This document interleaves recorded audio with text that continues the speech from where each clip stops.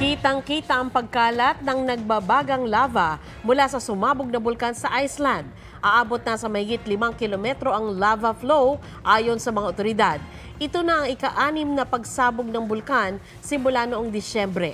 Wala naman daw itong banta sa mga infrastruktura, lalo't nakaraang taon pa inilikas ang mga nakatira malapit sa bulkan.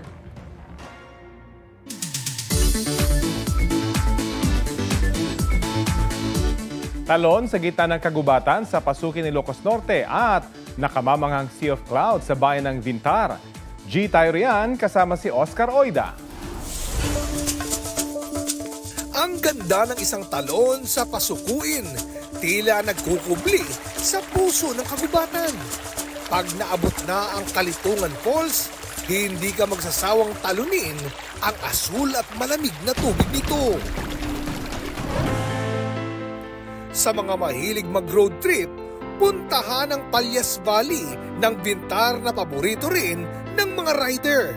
Hindi lang sariwang hangin ang sasalubong sa iyo dahil ang highlight ng valley experience mo, Sea of Clouds.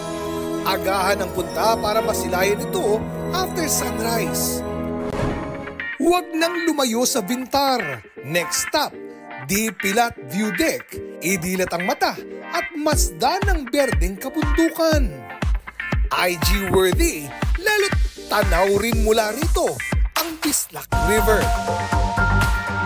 Oscar Oida, nagbabalita para sa GMA Integrated News.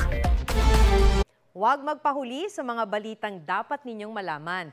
Mag-subscribe sa GMA Integrated News sa YouTube.